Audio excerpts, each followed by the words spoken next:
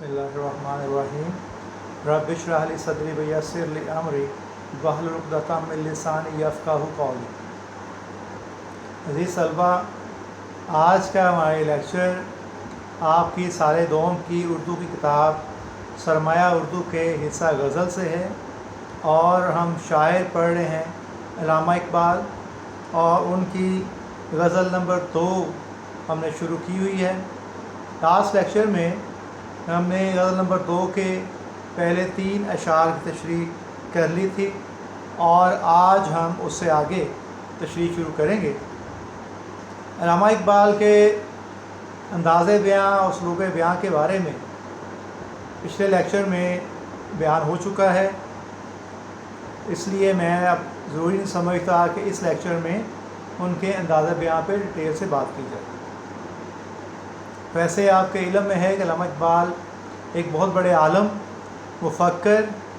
और शायर हैं। उनकी शायरी में आपको इश्क़ हकीकी का रंग नज़र आएगा और मुख्तलिफ़ अनवा के मौज़ूआत नज़र आएंगे। दीगर शोरा की तरह उन्होंने गज़लों में इसके मजाजी को अपना मौजू नहीं बनाया, बल्कि इश्क़ हकीकी और ज़िंदगी की असल हकीकत क्या है उसको मौजू बनाया। तो शेर नंबर 4 से हम शुरू करते हैं। शेर नंबर 4 है, माहो सितारा से आगे मुकाम है जिसका, माहो सितारा से आगे मुकाम है जिसका, मुश्त खाक अभी आवार गाने राह में है। तो शेर को समझने के लिए उसको जो तरकीबात उसमें इस्तेमाल होती हैं या मुरक्कबात इस्तेमाल होते हैं, वो उनके मफ़हूम को समझना बहुत ज़रूरी है, तभी आप शेर को समझ सकते हैं।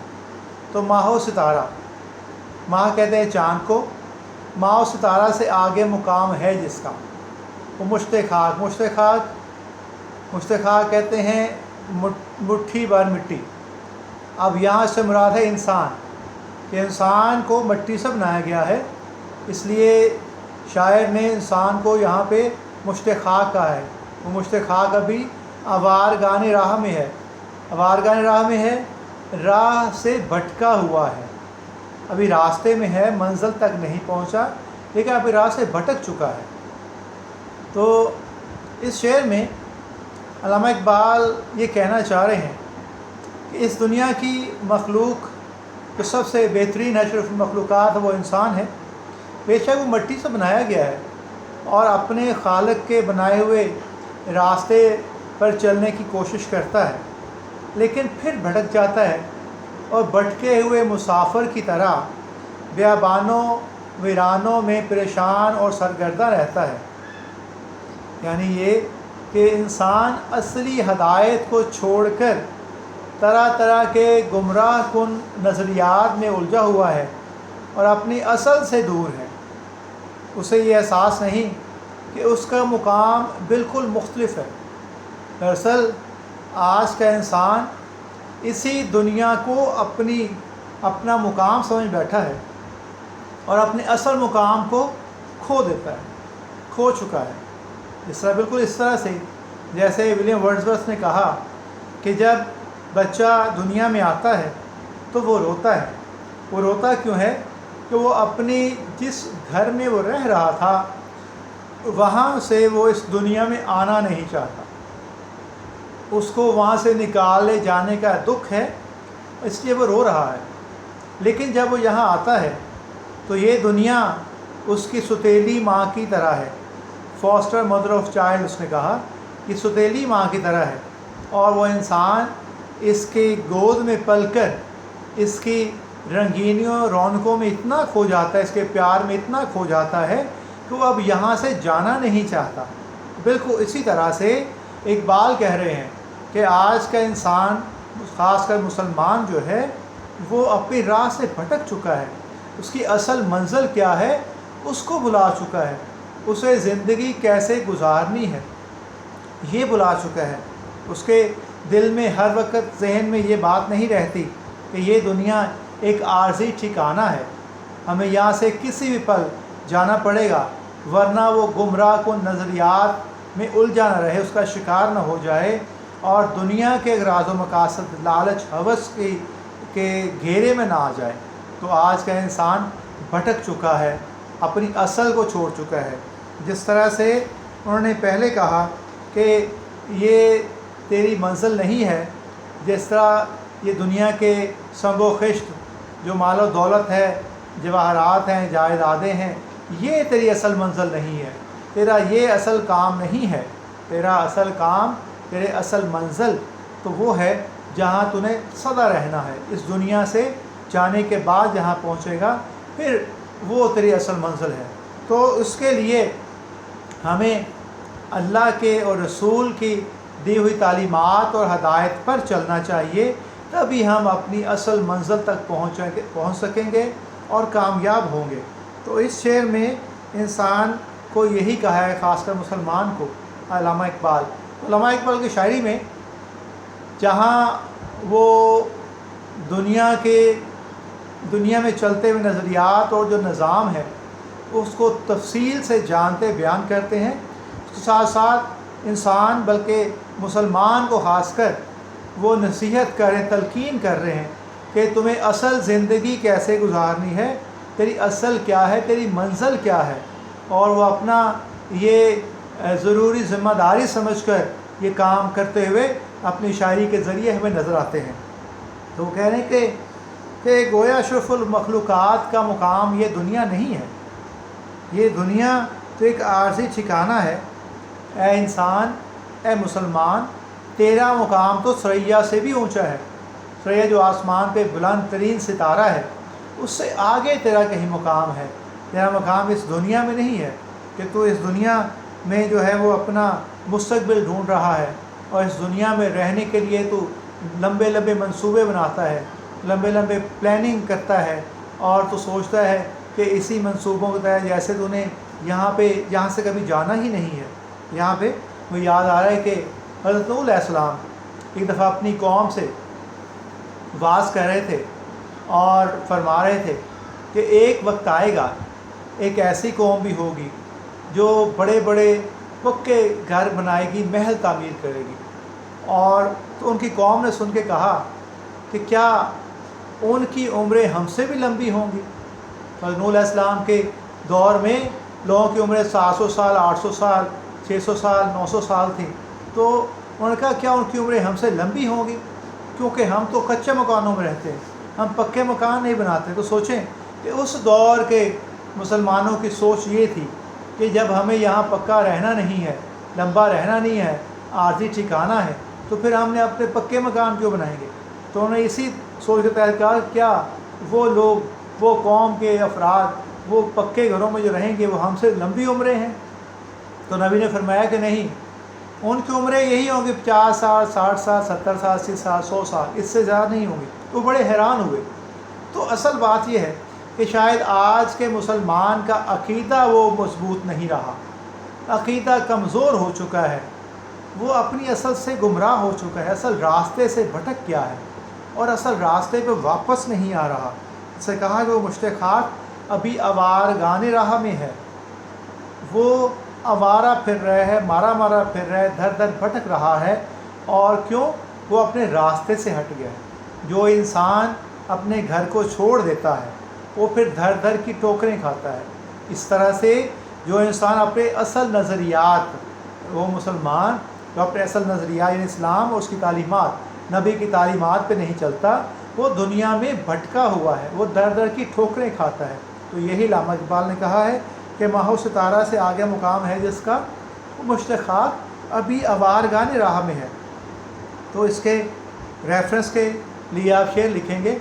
ستاروں سے آگے جہاں اور بھی ہیں، ستاروں سے آگے جہاں اور بھی ہیں، ابھی عشق کے امتحان اور بھی ہیں۔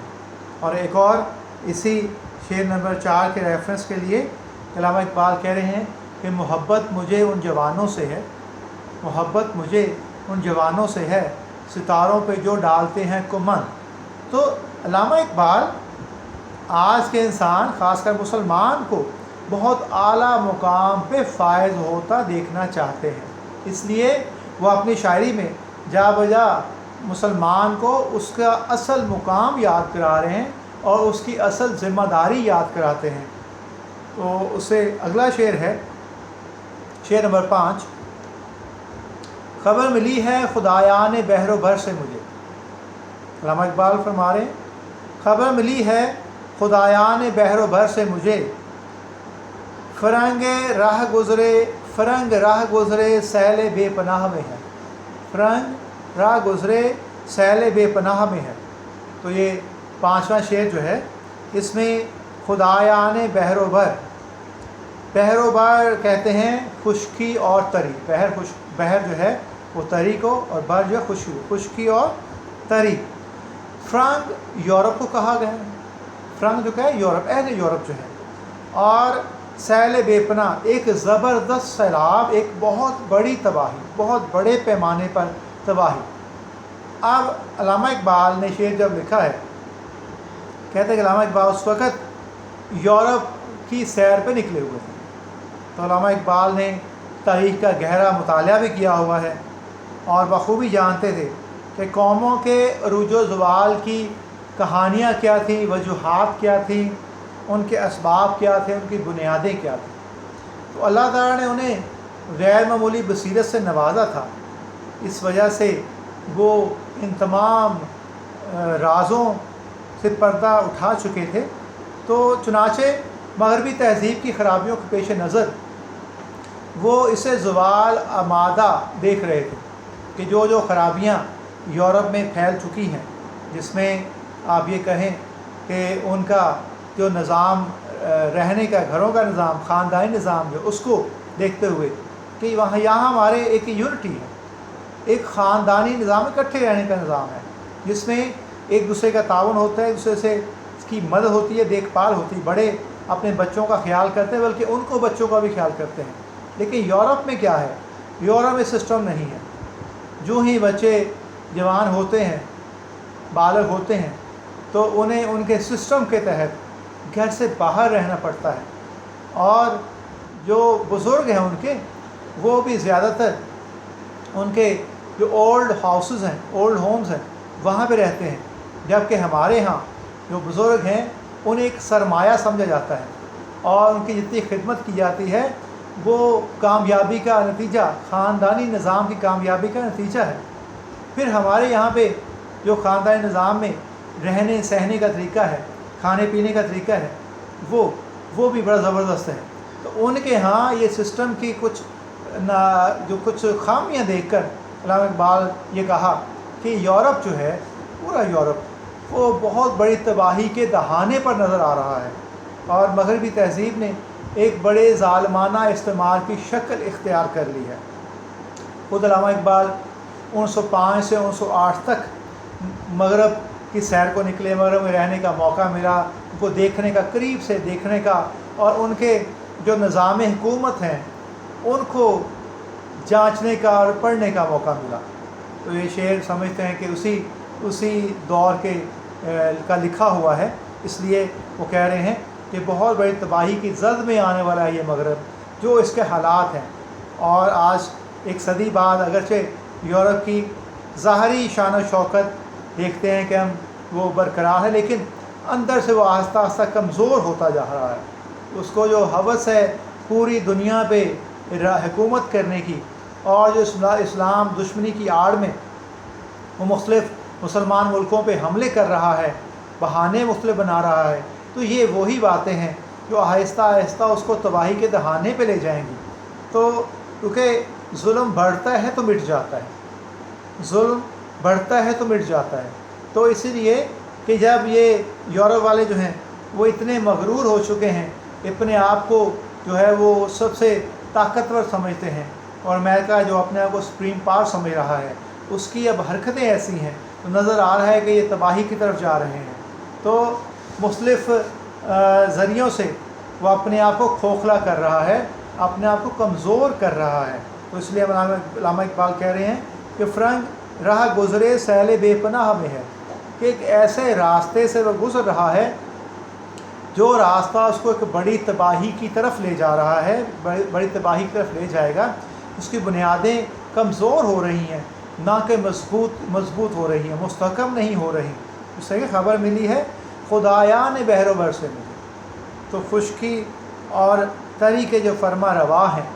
ان سے مجھے پتہ چلا ہے۔ تو علامہ اقبال کی نظر بڑی عمیق، بڑی گہری تھی، اور اسی وجہ سے وہ بڑے دور اندیش تھے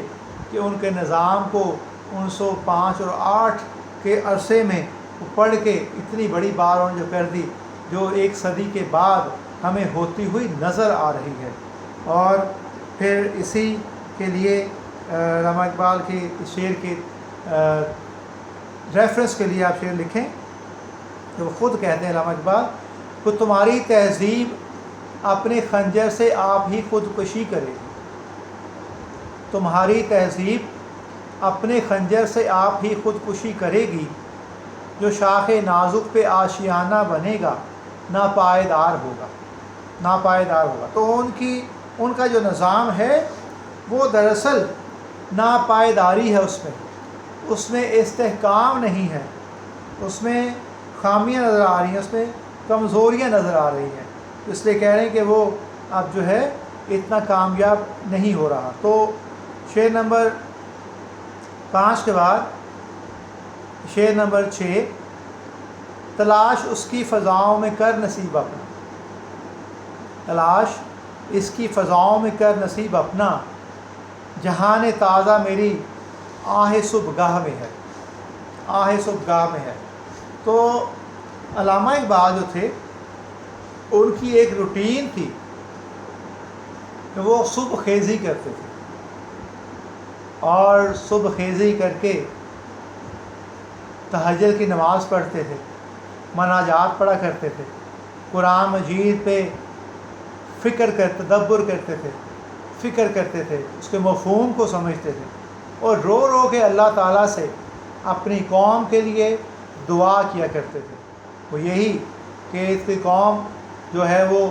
بھٹک چکی ہے، گمراہ ہو چکی ہے، اور جن غلط نظریات کے تحت زندگی گزار رہی ہے، اسلام کی تعلیمات کو چھوڑ کر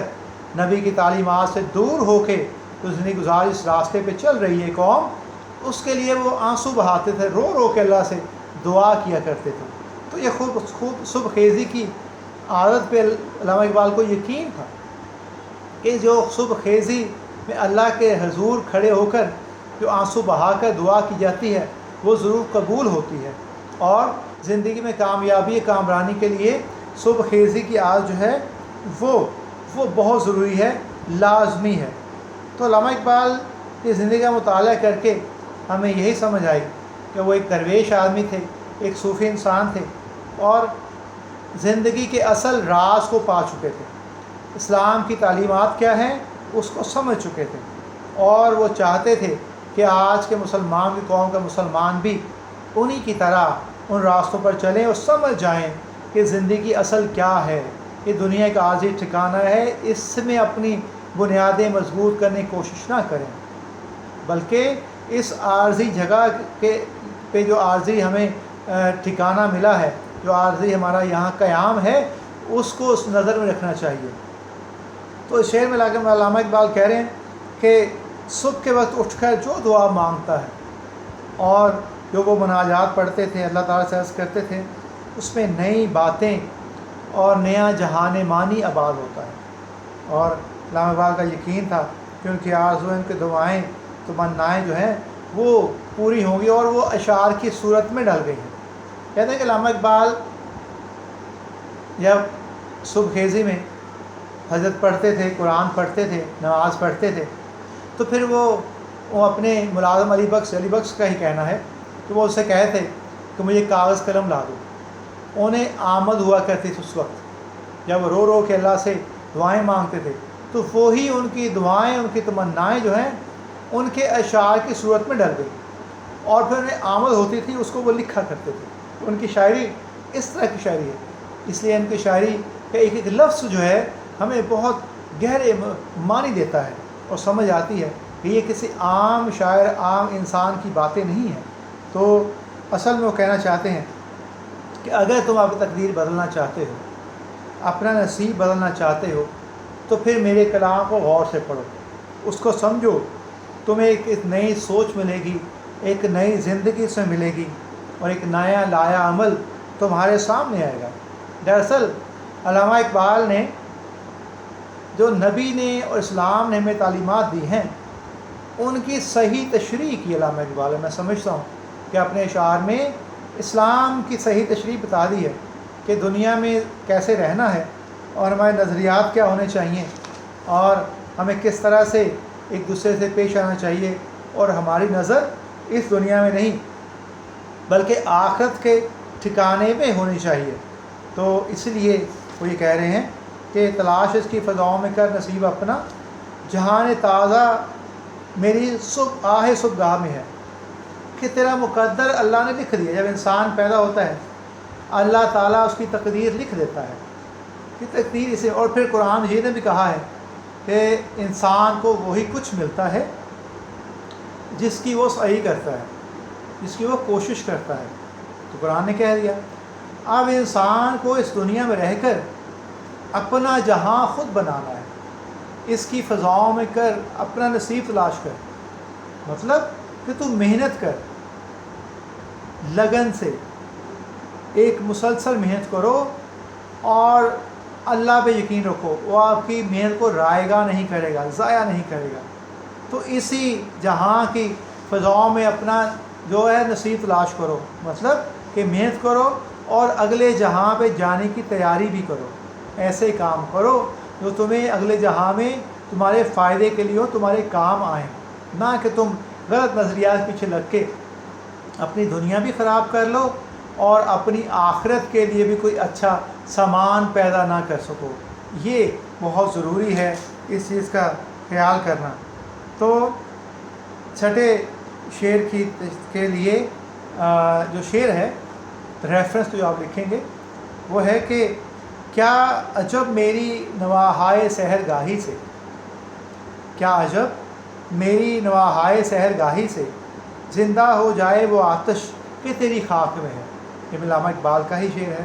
زندہ ہو جائے وہ آتش کہ تیری خاک میں ہے۔ اور اس کے لیے آپ جو ہے وہ ایک اور شعر لکھ سکتے ہیں اسی کے ریفرنس کے لیے، وہ سحر گاہی کے حوالے سے ہی، کہ اس قوم کے لیے شاعر کہتا ہے کہ تم جو اصل کو بھول چکے ہو، جو بھٹک چکے ہو، تو وہاں آپ لکھیں گے کس قدر تم پہ گراں صبح کی بیداری ہے، کس قدر تم پہ گراں صبح کی بیداری ہے، ہم سے کب پیار ہے، ہاں نیند تمہیں پیاری ہے۔ تو یہ شعر بھی آپ اس کے لکھیں گے جو موجودہ حالات ہیں اس نسل کے، اس قوم کے، مسلمان قوم کے، اس کے، اور پھر آگے جو علامہ اقبال نصیحتیں کی ہیں اس کے حوالے سے آپ لکھیں گے۔ تو شعر آخری اس غزل کا شعر نمبر 7، اب ہم اس کی تشریح کر جا رہے ہیں۔ تو شعر نمبر 7 ہے کہ میرے قدو کو سمجھ، میرے قدو کو غنیمت سمجھ کے بادۂ ناب، میرے قدو کو غنیمت سمجھ کے بادۂ ناب، نہ مدرسے میں ہے باقی نہ خانقاہ میں ہے۔ اب اس میں بھی الفاظ کے مفہوم کو سمجھنا بہت ضروری ہے شعر کو سمجھنے سے پہلے۔ قدو کہتے ہیں برتن، پیالہ، خاص کر ایسا پیالہ جو کوئی سیال چیز پینے کے لیے ہو، اور آپ ظاہر مفہوم کو لے کہتے ہیں کہ شراب پینے کا پیالہ جسے جام کہتے ہیں۔ بادۂ ناب، خالص شراب، اس کا مطلب ہے خالص شراب۔ نہ مدرسے میں ہے باقی نہ خان کا، مدرسہ سے مراد ہے جہاں ہم دنیاوی تعلیم لیتے ہیں، سائنس تعلیم لیتے ہیں، اسکول ہے، کالج ہے، یونیورسٹی ہے، اور خانقاہ کہتے ہیں دینی تعلیم کا مدرسہ جہاں دینی تعلیم ملتی ہے۔ تو علامہ اقبال کے دور میں جو نظام تعلیم چل رہا تھا وہ ایسا ہی تھا جس طرح سے آج کل ہے، بلکہ آپ شاید اس سے بھی زیادہ آگے نکل چکے ہیں ہم لوگ، کہ اس وقت ایک تعلیم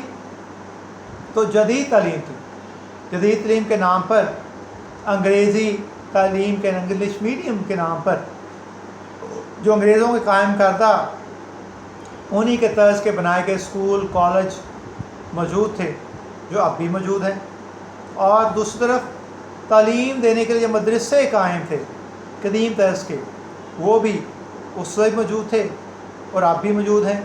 اب بلکہ دینی مدرسوں میں بھی ایک جدت آ چکی ہے۔ تو علامہ اقبال دونوں کے نظام تعلیم کو قریب سے پڑھ چکے تھے اور جان چکے تھے کہ یہ صرف اور صرف ایک کاروبار ہے، اس میں اصل تعلیم کوئی نہیں دے رہا، نہ ہی اسکول کالجز میں اصل تعلیم دی جا رہی ہے جو دینی چاہیے، جس تعلیم کے بعد یہ قوم بہت ہی ترقی کر سکتی ہے اور بہت مفید ثابت ہو سکتی ہے، بہت آگے نکل سکتی ہے۔ ایسی تعلیم اسکول کالجز میں نہیں مل رہی، اور نہ ہی جو تین تعلیم کے مدرسے ہیں کہ اصل دین نہیں سمجھا رہے، دین کی جو اصل تعلیمات ہے وہ نہیں، بلکہ اس نظاموں کو چلانے والے اپنے اپنے اغراض و مقاصد کی تکمیل کے لیے سارا کچھ کر رہے ہیں، اور اس قوم سے جو ہے وہ اس قوم سے پیسہ لوٹ رہے ہیں، اپنا مال بنا رہے ہیں، نہ کہ ان کو کچھ سکھا رہے ہیں۔ تو دونوں پہ جا بجا تنقید نظر آتی ہے۔ تو کہہ رہے میرے قدو کو سمجھ غنیمت سمجھ کے بادہ ناب، میرے برتن سے مراد ہے کہ میرا کلام جس سے میری شاعری ہے، بادہ ناب خالص شراب، خالص نظریات۔ تو علامہ اقبال یہ شعر پڑھ کے لفظی ظاہری سمجھ آتی ہے کہ وہ کہتے ہیں کہ میرے پیالے میں خالص شراب موجود ہے، تم اس کو غنیمت سمجھ کر پی سکتے ہو۔ یہاں خالص سے مراد خالص شراب بادہ ناب سے مراد ہے ان کے تصورات، جو انہوں نے مختلف تصورات دیے ہیں، میں فلسفہ خودی ہے اور فلسفہ عشق، تصور عشق ہے، تصور فقر ہے، فقر کا نظریہ جو دیا ہے، اور جو خوب صبح خیزی کی بات کر رہے ہیں، صبح آگاہی کی بات کر رہے ہیں، ان نظریات کو وہ بادہ ناب کہہ رہے ہیں، اور کہہ رہے ہیں کہ میرے پیالے میں یعنی میرے کلام میں یہ نظریات موجود ہیں، ان کو پڑھو، ان کو سمجھ لو اور ان کو غنیمت سمجھو کہ آپ کے پاس اس دور میں ایسے میں نے کلام دے دیا ہے جس کو سمجھ کے آپ زندگی کو اصل معنی کو سمجھ سکتے ہیں، اور یہ تصورات وہ ہیں جو قوم کی ذہنی اور اخلاقی تربیت کریں گے۔ یہاں اقبال کی یہ تعلیم بھی، یہ تلقین اور نصیحت بھی بجا ہے کہ زندگی کے بارے میں صحیح اور متوازن نقطہ نظر ان کے کلام ہی میں ملے گا، اور اس پر عمل کر کے اپنی تقدیر بدلی جا سکتی ہے۔ اور وہ اپنی نظم جاوید کے نام، ان کی ایک نظم ہے جاوید کے نام، اس نظم میں وہ نوجوان نسل کو مخاطب کر کے کہہ رہے ہیں کہ میں شاخ طاق ہوں، میں شاخ طاق ہوں، میری غزل ہے میرا ثمر۔ پھر سنیں، میں شاخ طاق ہوں، میری غزل ہے میرا ثمر، میرے ثمر سے میں لالہ فام پیدا کر، میرے ثمر سے میں لالہ فام پیدا کر۔ تو ہم دیکھتے ہیں کہ علامہ اقبال کی شاعری جو ہے وہ ایک بہت بڑی نصیحت اور تبلیغ ہے، اور بہت بڑا کام کر کے وہ اپنی شاعری کے ذریعے انسانیت کے لیے اور مسلمانوں کے لیے، بلکہ میں سمجھتا ہوں کہ جب تک دنیا باقی ہے علامہ اقبال کی جو شاعری، ان کا کلام ہے، وہ رہتی دنیا تک مسلمانوں کو کیا تمام انسانوں کو فائدہ پہنچاتا رہے گا اگر وہ پڑھ کے اس پہ عمل کرنا شروع ہو جاتے ہیں۔ تو آج کے لیے اتنا ہی کافی ہے، اجازت دیجیے، اللہ حافظ۔